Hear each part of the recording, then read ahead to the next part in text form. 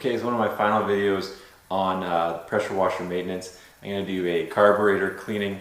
For this job I'm going to be using a socket set, a couple screwdrivers, pliers or vice grips, shop rags, gloves, carburetor cleaner, and a catch basin, because you're definitely good probability that you're going to spill a little bit of gas during this task. Although this isn't necessarily a maintenance item, I try to do the carburetor cleaning every 2 years just to ensure it doesn't get fouled up. I've had one no start condition on this pressure washer where the culprit was a fouled up carburetor. For troubleshooting, I would usually go check the gas first, then the spark plug, and then finally I would go to the carburetor. So if your unit isn't working, that's probably where I would go in. So the first thing we're going to do is remove the spark plug boot and the 2 screws that are holding the engine cover on the pressure washer.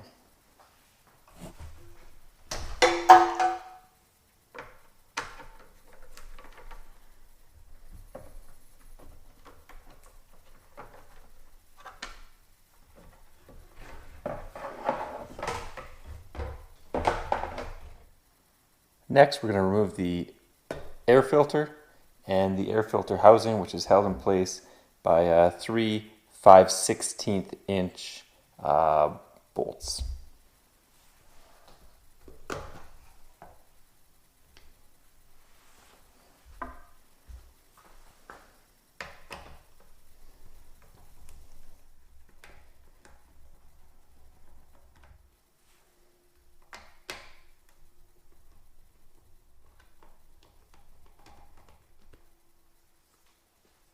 Okay, now that we got the carburetor fairly exposed, our next job is to remove the fuel line from the carburetor located here. We are definitely going to have the shop towels ready because there is some fuel in the tank and it will leak some fuel.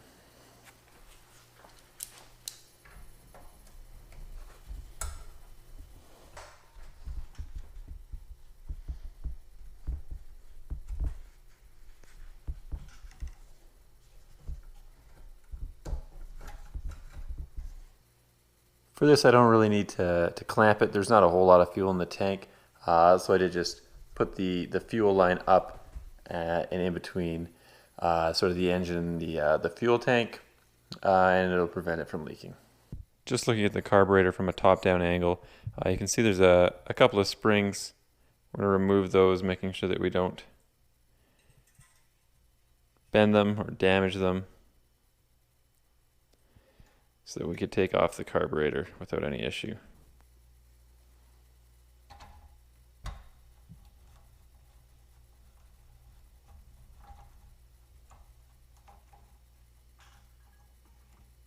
So the final step to remove the carburetor is to remove the 2 3/8 inch bolts that are attaching it to the engine.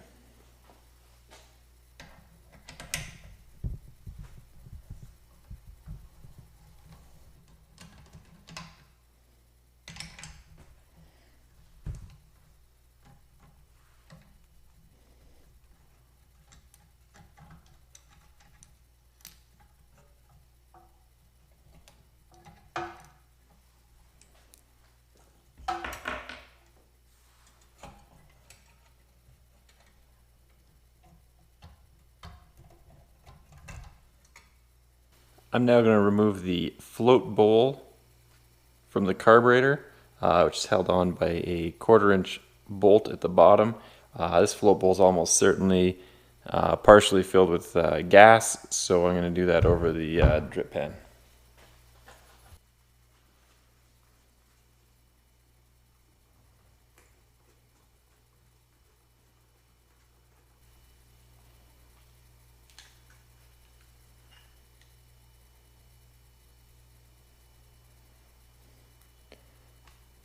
It might be difficult to see, but there's definitely some sediment inside of the float bowl.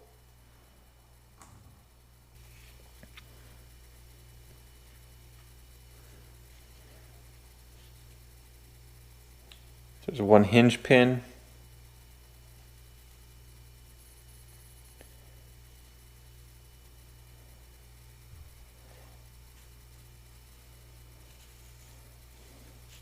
And there's the float.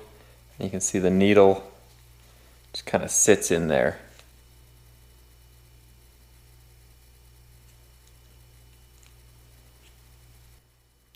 So overall, it's actually pretty clean inside. I'll still hit it up with some carburetor cleaner, give it a wipe down while I have it off. You'll note that I took the rubber gasket out of the float bowl. Carburetor cleaner isn't supposed to be used on rubber or plastic pieces, so we'll avoid that.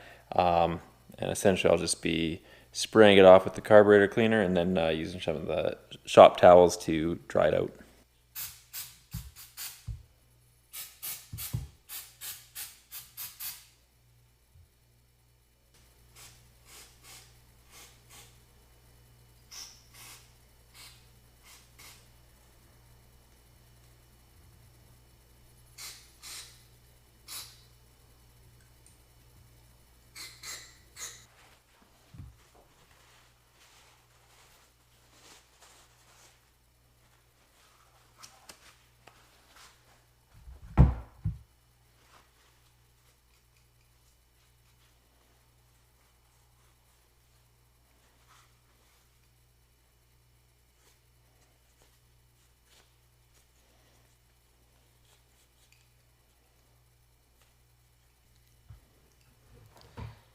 And finally, to make sure that I got all the carburetor cleaner out of the carburetor, after I've used the shop towels, I do use a little bit of compressed air just to make sure that everything's free and clear.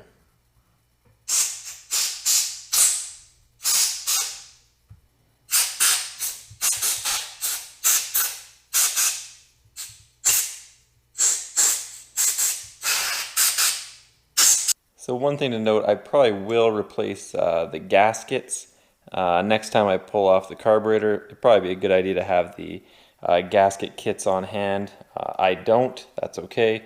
Next time I clean the carburetor, I'll be sure to get new gaskets. Assembly is the opposite of disassembly. And the big thing is you want to make sure that you get this needle and the float in there properly prior to putting on the float bowl.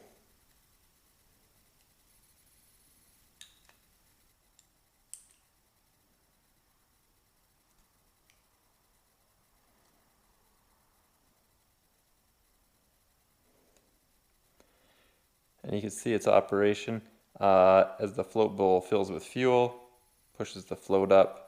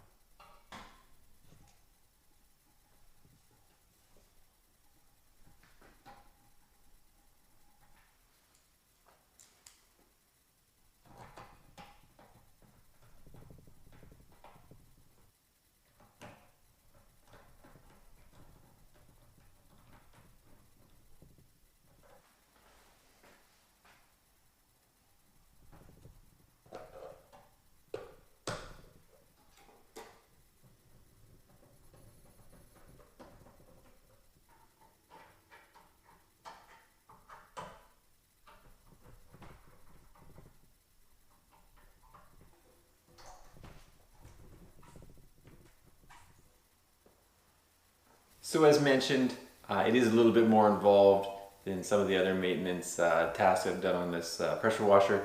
However, it is fairly straightforward once you start getting into the weeds of the pressure washer. Thanks for watching. Don't forget to like and subscribe.